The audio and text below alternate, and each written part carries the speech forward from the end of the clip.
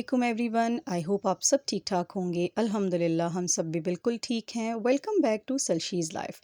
जो ख़वातीन joint family में रह चुकी हैं या जो अभी भी रहती हैं मेरी तरह, वो अच्छी तरह जानती हैं कि जॉइंट फैमिली में डेकोर से ज़्यादा हम लोग स्पेस सेविंग आइडिया सोचते रहते हैं।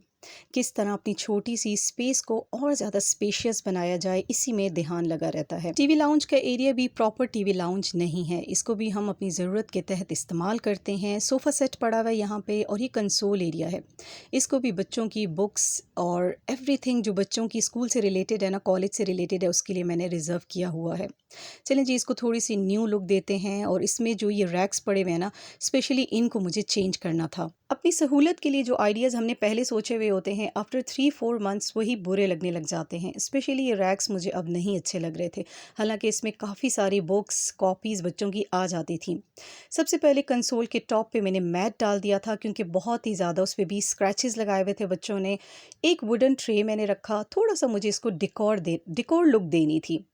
अच्छा, ये वही बॉटल है जिसमें मैंने मनी प्लांट की ब्रांचेस रखी थी। एक ब्रांच तो बिल्कुल जल गई थी, ये दूसरी थी, उसमें हल्के हल्के लीव्स आ गए थे, तो इसको रखा। वुडन ट्रे रखी। वुडन ट्रे बहुत खूबसूरत लुक देती है। आप कहीं भी इसको रखें ना, डाइनिंग टेबल पे, काउंटर टॉप पे, कहीं भी रखें, खूबसूरत सी लुक आती है। कुछ डेकोरेशन आइटम्स थे मेरे पास, वो मैंने इस ट्रे में रख दिए थे। ऐसा लगता था जैसे कंसोल में थोड़ी सी जान आ गई है। ये कैंडल स्टैंड था जो कि मेरे हाथ से गिर के टूट गया था। एक फिंगर इसकी टूट गई थी, लेकिन मुझे इतना प्यारा लगता है। छोटे साइज़ की कैंडल्स इसमें लगती हैं और बड़ी खूबसूरत इसकी लुक आती है। सो इसको डिस्कार्ड मैंने नहीं किया, इसको भी मैंने यहीं एडजस्ट कर दिया। अच्छा, थोड़ी सी और अच्छी लुक देने के लिए ना, बीड्स वगैरह रखना, या बीड्स के जो ब्रेसलेट होते हैं आपके पास, अगर नेकलेस हैं सिंपल प्लेन बीड्स के, तो वो बड़े ही प्यारे लगते हैं। आजकल ईशाल का एक नया शौक पैदा हुआ है। बहुत खूबसूरत ब्रेसलेट्स बनाती है, अल्फ़ाबेट्स की हों, क्रिस्टल बीड्स की हों या स्टोन्स की हों, बहुत प्यारे ब्रेसलेट बनाती रहती है। एक अच्छी एक्टिविटी है उसके लिए। तो उसकी कुछ ब्रेसलेट्स मैंने यहाँ पे रख दी थी कि थोड़ा सा और प्यारा लुक आ जाएगा। तो मेरा जी कंसोल थोड़ा सा डेकोरेटेड लगने लगा था।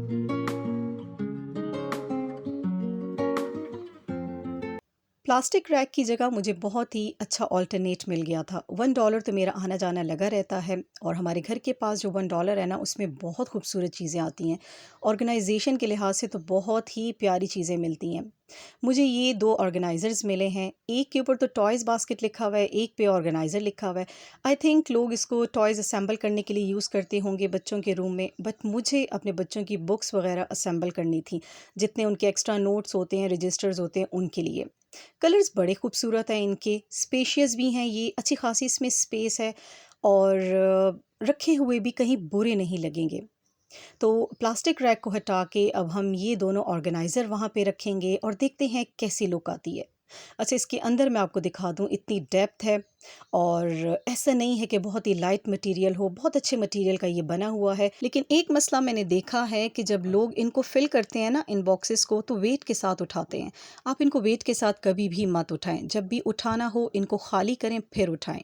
यहाँ पे रैक मैं जल्दी से खाली कर रही थी। जो ज़रूरी चीज़ें थी वो मैं बॉक्स में डाल रही थी, और जो अननेसेसरी थी वो मैं साइड पे करती जा रही थी। काफ़ी सारी रद्दी इकट्ठी हो जाती है जब भी नेक्स्ट क्लास स्टार्ट होती है, नेक्स्ट सेशन स्टार्ट होता है।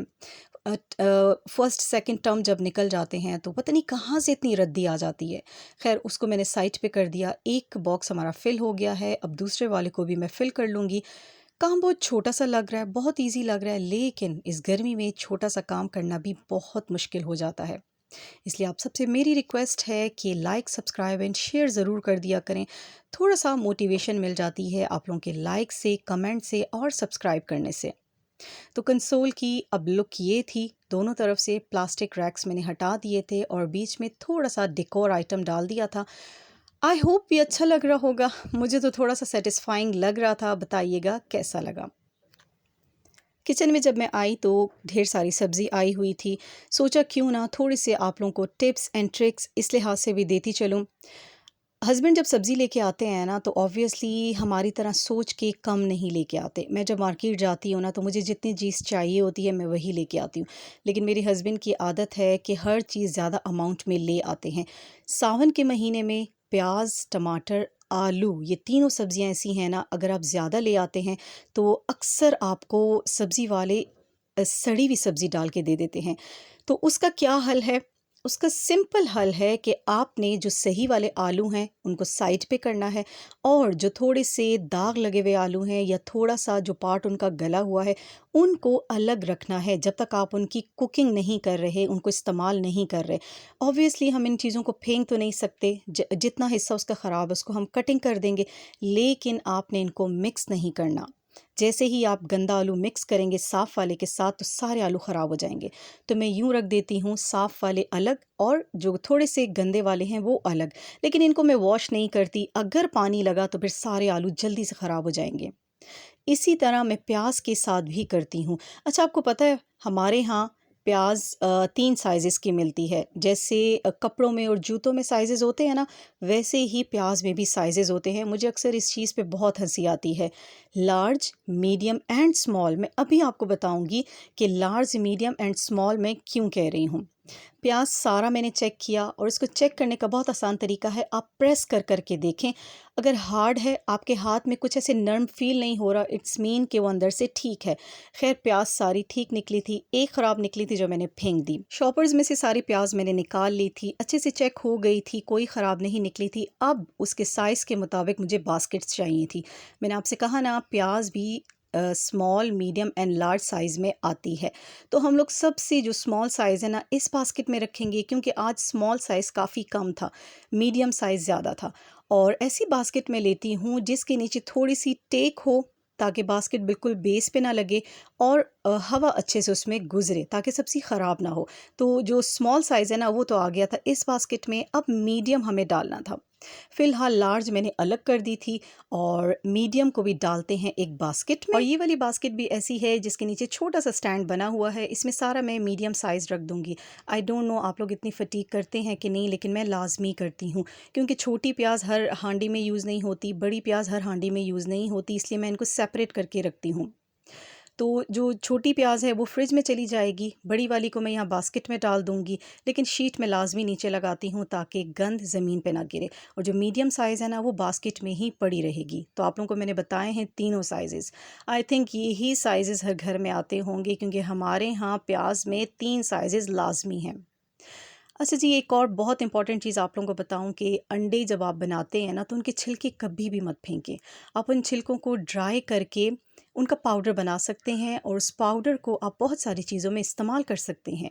मेरे हस्बैंड बर्ड्स की फ़ीड में यूज़ करते हैं, और मैं प्लांट्स को वो पाउडर डालती हूँ। ये पाउडर मैंने पहले बनाया हुआ था, आई थिंक 3-4 मंथ्स पहले, अभी इतना सा रह गया है। तो ये बहुत ही बेहतरीन फर्टिलाइज़र बनता है प्लांट्स के लिए।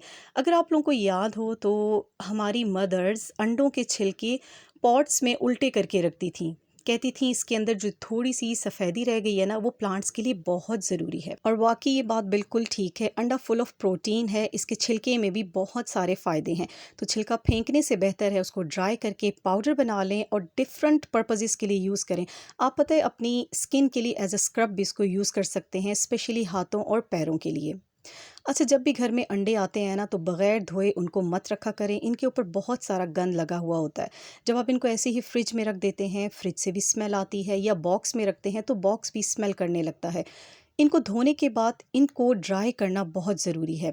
अक्सर लोग धो के यूं ही फ्रिज में रख देते हैं या बॉक्स में रख देते हैं, तो जो पानी अंडे के साथ लगा हुआ होता है ना वो भी स्मेल करने लग जाता है। ज़ाहिर है ऑर्गेनिक अंडे तो ये हैं नहीं, फीड वाले अंडे होते हैं, तो स्मेल इनकी बहुत ज़्यादा होती है। जब आप अच्छी तरह वॉश कर लेते हैं तो एक ऐसी बास्केट में या ऐसी ऑर्गेनाइज़र में इनको डालें ना जिससे सारा पानी ड्रेन हो जाए। मुझे लोकल मार्केट से ये बास्केट मिली है जिसका बहुत ही मज़बूत सा हैंडल है। इसको मैं कहीं भी लटका दूँ ना तो ये गिरता नहीं है। इवन देखें मैंने ये इसमें एग्स डाल के इसको हैंग कर दिया है। इसमें से ड्रॉप ड्रॉप करके पानी गिरता रहेगा, अंडे ड्राई हो जाएंगे और अच्छे से वॉश भी हो चुके हैं। तो ऐसे ऑर्गेनाइज़र्स बहुत ही कन्वीनियंट लगते हैं। किचन के लिए अक्सर ऐसे ऑर्गेनाइज़र्स हमें चाहिए होते हैं जो हमारी छोटी-मोटी चीज़ों को असेंबल कर लें। ये ऑर्गेनाइज़र मुझे बड़ा अच्छा लगा। जस्ट 200 में मुझे मिल गया था और मज़े की बात कि अगर मैं इसमें कुछ गीले आइटम्स रखती हूँ ना तो वो भी अच्छे से ड्राई कर देगा ये। और अगर वो नहीं भी रखती तो मैं अपनी वो चीज़ें इसमें रख सकती हूँ जिनको मैं अक्सर रख के भूल जाती हूँ। जैसे कि चार्जिंग केबल हो गई जिसकी ज़रूरत चार्जिंग के वक्त तो पड़ती है बट इसके बाद हम भूल जाते हैं कि कहाँ चली गई। और ये एक किचन की बांसुरी जिसके बगैर किचन चल ही नहीं सकता, ये अक्सर मिसप्लेस रहता है।